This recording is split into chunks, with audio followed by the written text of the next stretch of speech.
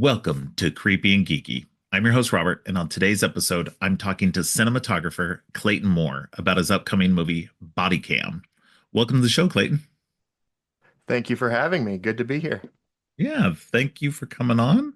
Um, I got a chance to watch this, and it was really interesting. But I do want to talk to you about kind of your body of work overall as well.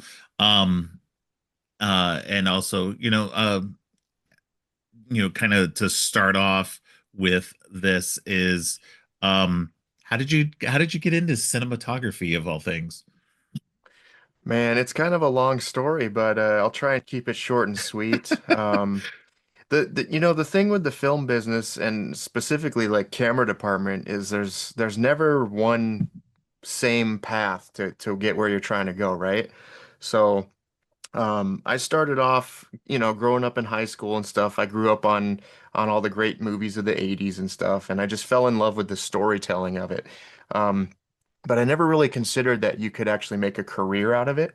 And Mm, so when it came time to pick what I wanted to do after high school and stuff, I was really into Star Wars and sci-fi and everything, and I wanted to get into visual effects.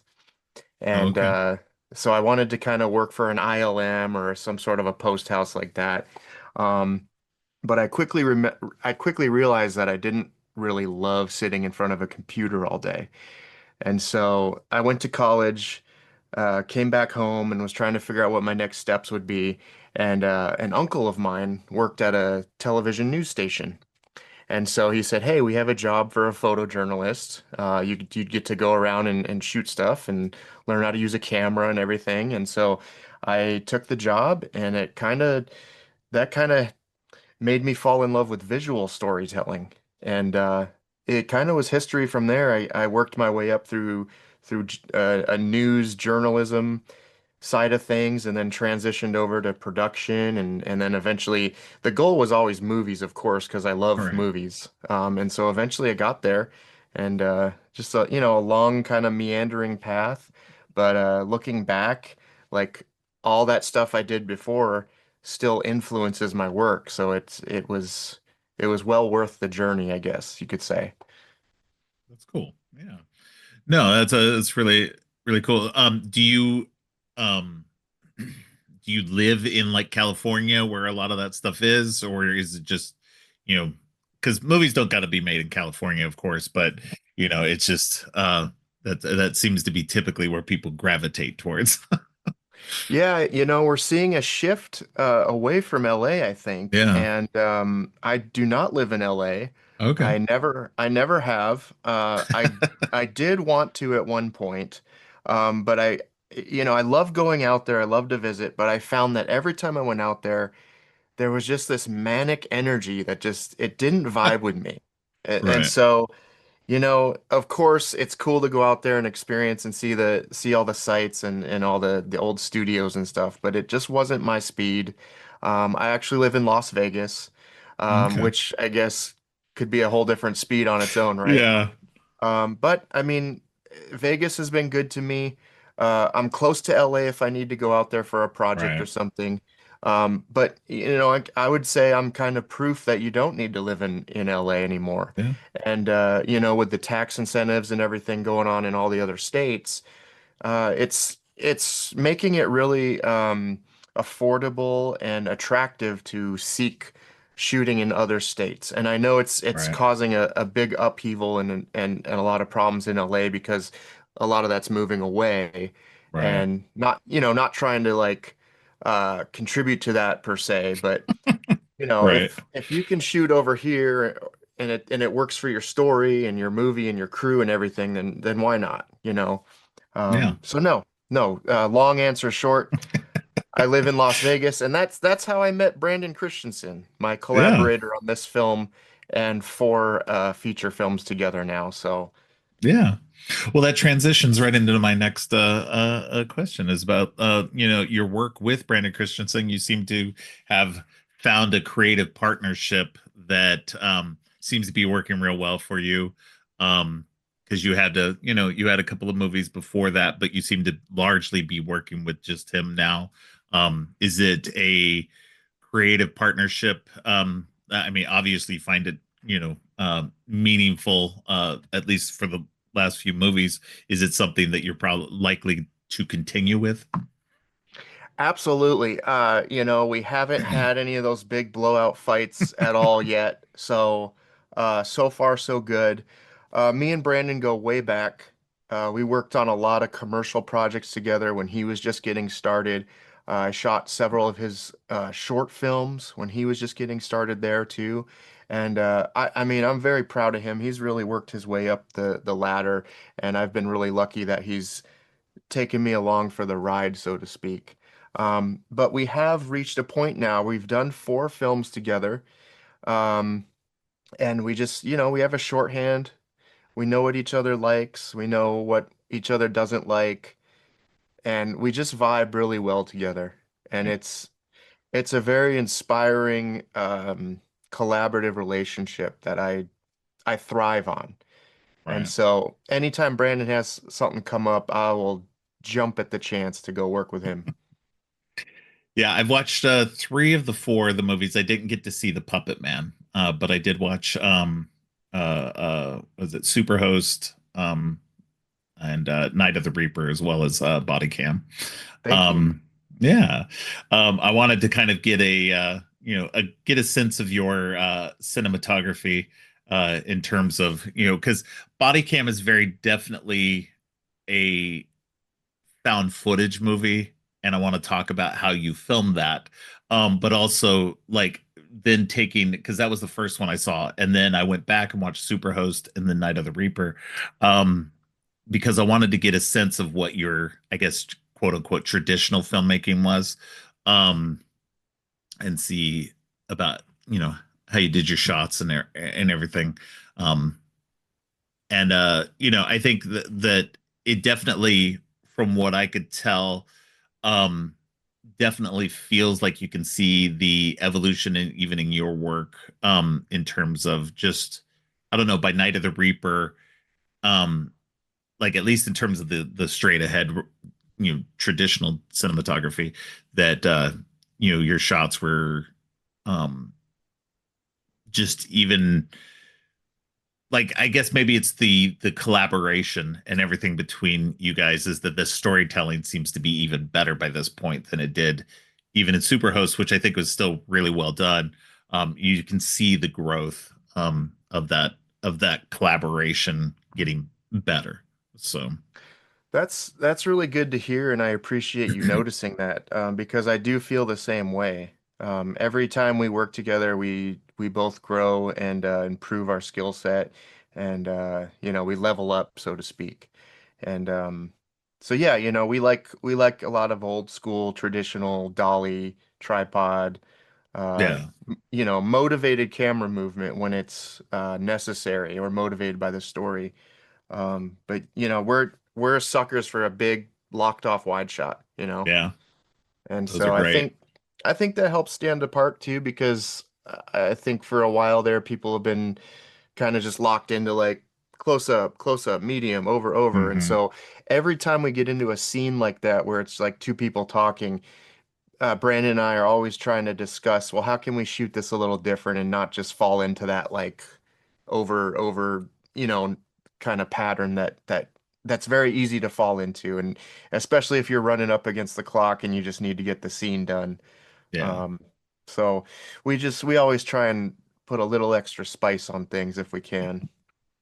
Well, and that's what I think I noticed, especially with Night of the Reaper, more so than maybe Superhost, was that you seem to go for a lot more of the really good, wide shots where you give a lot more breathing space to things. There's not a lot of quick edits and stuff like that. I do think it's interesting that, speaking of body cam, I found footage that, at least with these other two that I watch, you do seem to do a little bit more of this kind of mixed, um, camera work, where with Night of the Reaper, we're getting a lot of camcorder footage.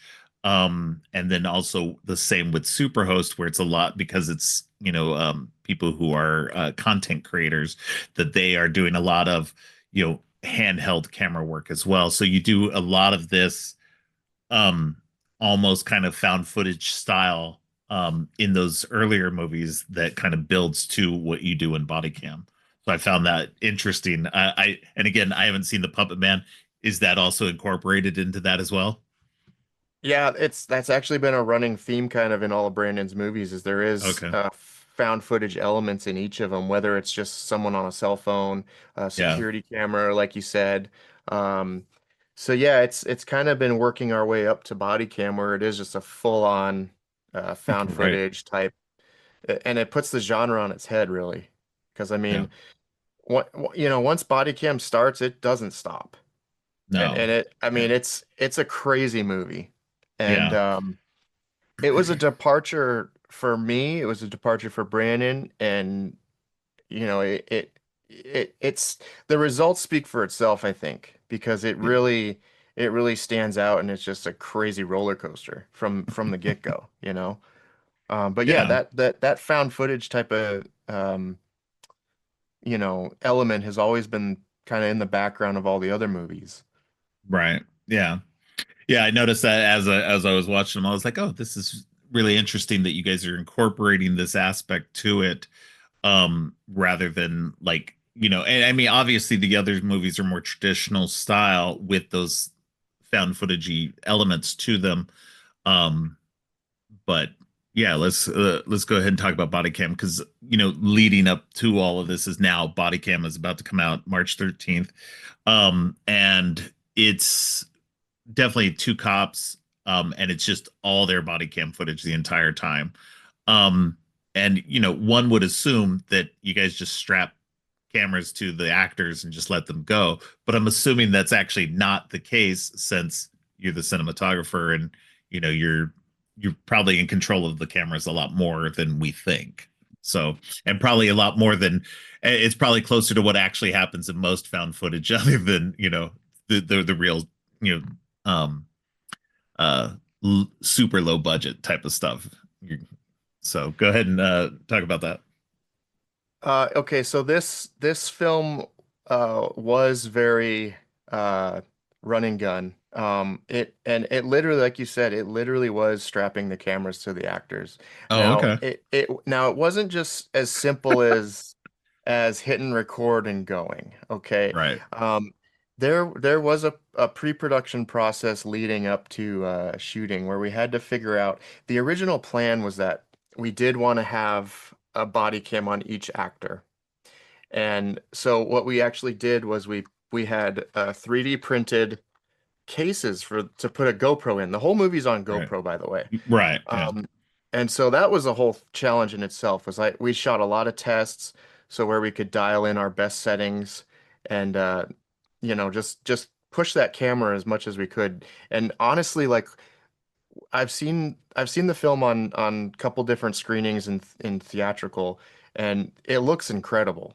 I mean, so Yeah. that I'm really impressed with how good it turned out with what we were using, and that speaks to the kind of the progression of technology these days as well.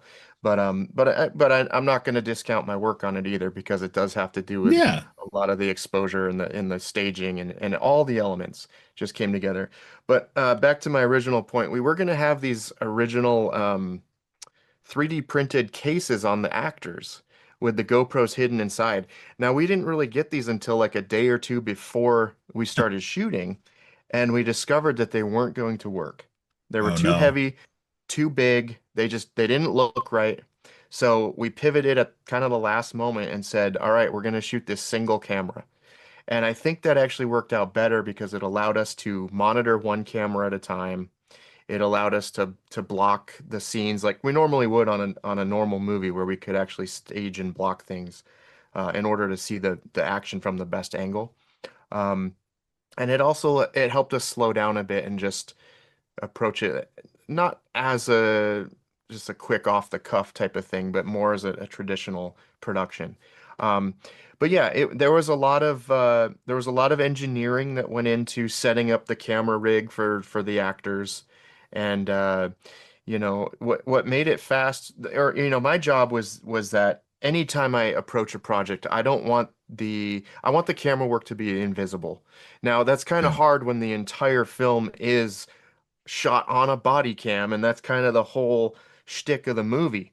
But still, I wanted it to just feel realistic.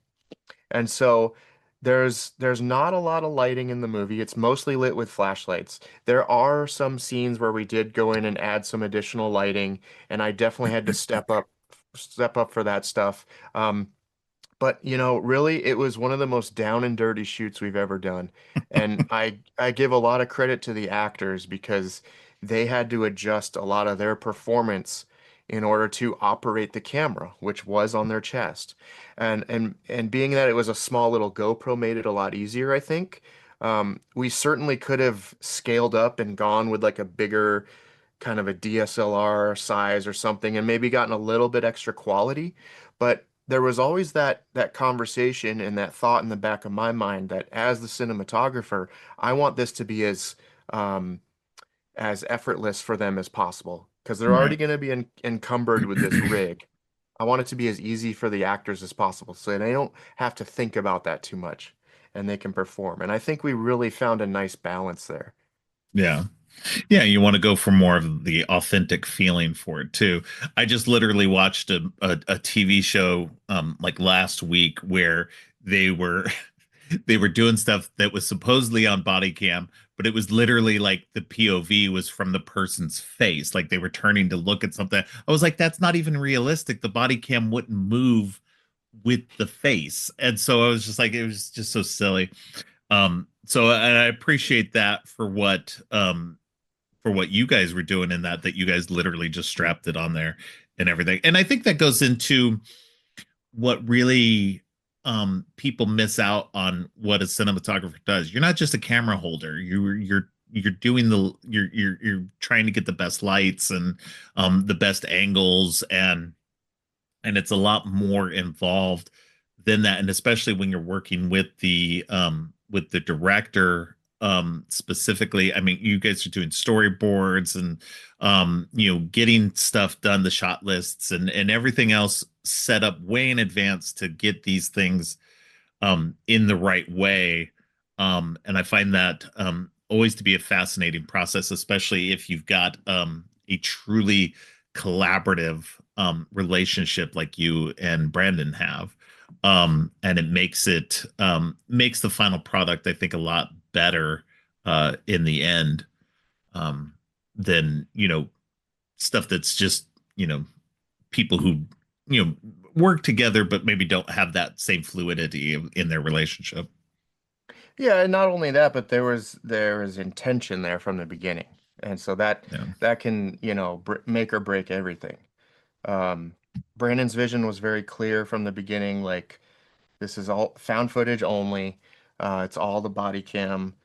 We do break away to like an in-car camera a few times, but Yeah. other than that, it's like there's even a scene where they take the body camera off and set it on a table. And Yeah. so that was part of that was like a creative challenge of like, okay, how do we see this other character while she's like trying to hack into the body cam and mess with some of the footage? Like, well, let's she has a little dock on the table, so we could do it that way. So there's little problem solves like that where we had to kind of think ahead, and that's why pre-production and planning is so Yeah. valuable and storyboarding because when you get to the location and then that comes up and you're like, oh, we didn't think about that. It's like you already have an answer or a solution for it. And then at the end of the day, that gets you more time with the actors. That gets you more Right. takes. And that's always what we're going for. Yeah. More time, more options. Yeah. Absolutely. Yeah, because the editing process, is definitely a big part of that too. Something else that people miss out on is just that editing process evolves the story in a lot of ways too, because like you get like the script is one part of it, the filming is another part of it, but that editing kind of really tightens up the story and changes and can totally change a movie completely. depending on, what you have in terms of the footage. Because I mean, you can shoot, you can plan, and then you have those things that pop up in a movie that are just, happy accidents or something else like that, that, change the way you're going to make it. And that's where editing is really crucial in terms of that. So definitely having as many shots as possible helps with that.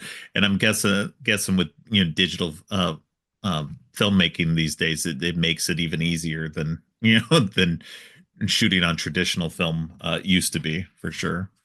Yeah, it does. I mean, that can't be denied.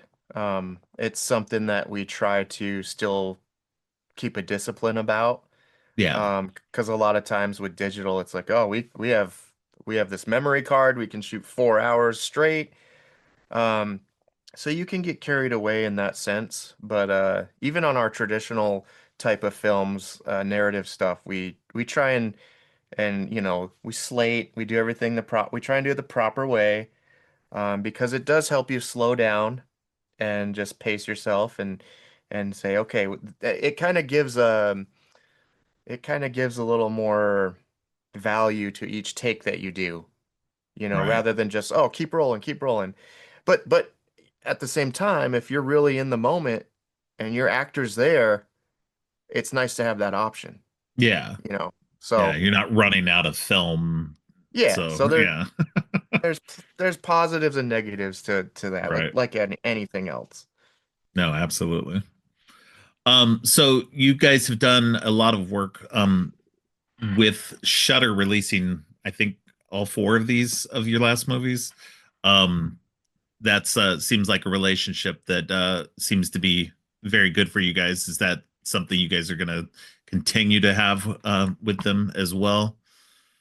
Absolutely. We love Shudder. It's a great platform to be Yeah, on. I mean, we have no complaints. They're very supportive of especially independent horror films. yeah, And I mean, I've had very limited experience working directly with them. Brandon obviously and the producers have had much more experience, but even on our other films, like they've just been great as far as I'm concerned. that's cool. Um, and the really cool thing I like is that some of our stuff, you might see it up here in my physical collection. They've done physical releases, and Yeah, they've allowed us to do commentaries and stuff. that's awesome. And those are important to me because those were actually like my first film school, so to speak. Yeah. I remember I go a ways back, but I remember when DVDs were kind of first starting to come out, Hmm. and I remember buying my first one. I don't remember what it was, but it had a commentary on it, and it blew my mind because I was like, wow, I can watch this movie. I can get some insight as to what the director and the actors were thinking and doing. And so ever since then, it's like I always look if there's a commentary on movies, and I'll buy them, just to because it's so valuable. It's just Yeah. direct from the source. But now we have podcasts and things like that, which is great. But but man, I'm an old school type of soul, and I like to hold the disc in my hand and to have a Oh yeah. commentary and all that behind the scenes stuff is just so cool. Oh yeah, definitely. Yeah, you can see right here. This is Yeah. my physical Yep. media collection right there. That's awesome, man. I'm old school as well. I love that kind of stuff, especially commentaries, making of and stuff like that. It's just it is definitely, and I'm a what is it? How do you say it? I'm a I'm someone who wanted to do film, but Yeah. didn't get to. Mostly just because I had a family early. I got married and had kids pretty early, and um, and like I have no regrets about that. But I love movies, and I love being able to listen to that. I'm old school enough Yeah. like you as well that when DVDs came out, I was still they were actually is so funny too because just before DVDs started coming out, some of the studios were starting to put out VHS tapes with commentaries. Like you could get Oh, a double wow. pack. Yeah, you could get a double pack of um tapes I remember specifically getting the first Scream movie on a double pack. One was just a regular straight up movie, and then the second tape was the movie with commentary. Oh, that's And awesome. so yeah, so it was pretty funny to get that just before DVDs were coming out because I think they knew, hey, DVDs are about to come out. Let's start putting out these special VHS tapes first, just to kind of gauge what people are going to get. And it's kind of frustrating now too, because I mean, uh, a lot of the major studio releases have stopped kind of doing that. You get them occasionally. It depends on the filmmaker, I think, if the filmmaker really pushes for it. Um, but in our new streaming era, we don't get as much of that. And I feel like that's such a weird thing to take out of because I love that behind the scenes material. Just even a just good making of doc is like really good and fun, even if you don't get the uh commentary. But the commentaries with the directors and Yeah. the cast and crew are always so fascinating to listen to about like just those making of. And like you said, yeah, podcasts are great. You know, everybody should listen to mine. But but yeah, I think that just in general, just that is something that I feel like is starting to kind of move away a little bit, just at least in the mainstream major studio discs. The smart people that do the boutique labels and everything like that, they're smart enough to keep getting those things. And it's something I notice again with Shutter's releases as well, that they tend to value that kind of uh extra material Hmm. that kind of goes into that physical release, which is really nice. Hmm. So, um, but no, that's good to hear. I've enjoyed Shutter, and what they put out, and it does seem to be very uh, independent creator friendly. Because I mean, it's nice for them. It's great for them to carry all the classic and some of the more mainstream stuff, but I think that something like Shutter is really a good source for that independent, more low budget work, It's a because good, there's so yeah, many people out there. Yeah. it's a good way to discover new things, like Yeah. stuff you wouldn't normally see or watch. They're obviously going to attract people with the bigger titles and bigger names, but then Yeah. after you watch all that and you're still clicking around, you're like, oh, let's see what else is on here, and maybe you'll discover a cool little gem you would have never seen otherwise, like Night of the Reaper Yeah. or Superhost. Yeah, You never absolutely. know. So what does the future hold for you guys? You guys got another project already in the works? What's going on? Like 10 in the works. There's always 10 in the works, man. And then you just hope that one will go. But yeah, me and Brandon are discussing our next steps. He certainly is working on some scripts right now. Nothing I can really publicly say, Right. but like touching back to our previous comments, if the next things happen, they will be another level up for us. They will be Good. another feather in our cap. Um, I am a proud alumni of UNLV Film School, and I am developing two projects right now with some former alumni as well. One that I want to try and direct, and then another one that's gonna be shooting up in Oregon if everything goes well. So, I've worked with Brandon a lot, but I really want to try and branch out and work with some other people as well too, because he shouldn't be able to hog me and have all the fun, right? Right. So yeah, there's always, like I said, there's always 10 irons in the fire, and you just hope and pray one of them will come out. And Right. so, but with our track record, I have high hopes, and every year that we work together again, and it's always kind of makes the next one easier to get to, right? Yeah. Um, Yeah. so yeah, so yeah, that's kind of the next steps in my world. Well, that's excellent. Um, so yeah, no, everybody should go check out Bodycam. It's coming out March 13th on Shudder. And go check out the rest of the work that you've done with Brandon Christensen, and check out some of your other work that you've which done and without him, which and which which is all also coincidentally on is Shutter. all on Shudder. So there you go. Exactly. Yeah, no, definitely check out a lot of the rest of that as well. My personal favorite of what I've seen so far was definitely Night of the Reaper, um, which I thought was really a lot of fun. I mean, definitely a really fun 80s throwback slasher movie with a very interesting twist. So I won't spoil it for anybody, but definitely go check that out. And definitely make sure to check out Bodycam because it's you've got a lot of interesting twists in its own way. So, um, but that was a lot of fun.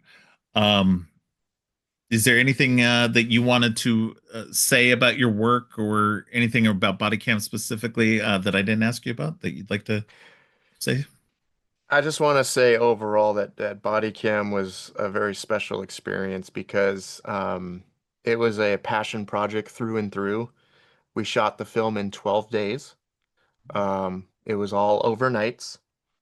Um, again, we shot the film on GoPro entirely using all off-the-shelf equipment, which some of it, we had to do a lot of custom rigging and stuff to make it work for us. But I think that when you watch the film, um, hopefully you will just remember the how you remember how small scale it was. And Yeah, I mean I think it punches way above its weight class. And I think we had something truly special come out of it. And so I just wanted to reiterate that, this was like a film school in itself. Everyone was doing double, triple duty. Uh, I can't even count how many hours me and Brandon spent like crouched down in the back of the police car while we were doing the driving scenes. And you saw all the locations in the movie. Those were all yeah, real. I mean, just disgusting places. yeah, yeah, Uh, Probably took a few years off my life, but hey, they look incredible on screen. They look yeah, incredible. Um, but yeah, I mean, it was a small, scrappy crew, and we just got it done, and it was incredible. And I just hope that it translates onto the screen and that people enjoy it. yeah. No, it definitely is a lot of fun. There's one sequence that I'm thinking of right now that where the one cop is driving through the street and he keeps encountering this one specific house. I was like, I don't know how you guys did that. That was crazy. So, um, definitely, definitely, I enjoy that aspect of movies like that, and I'm always like, okay, this is crazy, fascinating how you guys do stuff like that. Well, that scene specifically is towards the climax of the film, but that scene Right. specifically is why the film took almost 3 years to release because Oh wow. we shot this in 2023, and Brandon is a visual effects wizard, Okay. but even this really tested his abilities, and so. It was a huge part of the film, Yeah. obviously, and so it was a huge hurdle to work through. So, but yeah, it's really cool. When you see it, it's really cool. No, it's a really great sequence. Yeah. So, and I didn't even realize it was a visual effect. I thought it was, done in camera. Oh, So, good. Great. yeah. So, Even better. so, all right. Well, I appreciate you coming on and talking about your new film and all of your films. And it's great having you on. And definitely you're welcome back with anything in the future. We're now following each other on Instagram, and so yeah, just this was a lot of fun. Thank you again, and Well, I thank you don't know. very much. Yeah, Yeah, thank you. Thank you very much for having me. This was fun to chat. yeah, definitely. And everybody, yeah, make sure you check out Bodycam on Shudder on March 13th and go watch all the other movies they've done together uh, over on Shudder. It's great platform for horror. So, all right. Well, thank you again, and we'll talk to you soon. Thanks. Thanks for listening. Creepy and Geeky is produced and hosted by Robert Clark. If you like what you've heard, please consider giving the show 5 stars and a review on Apple Podcasts and Spotify, and share the podcast on social media to help spread the word. Make sure to subscribe on your favorite podcast app or at creepyandgeeky.com. You can follow the podcast by going to creepyandgeeky.com and clicking on any of the social links. If you'd like to follow me, you can find my links at geekthulu.com. You can support the podcast by ordering teas and more on TeePublic or by donating to the coffee page. All of the links are in the show notes. Finally, don't forget, stay creepy.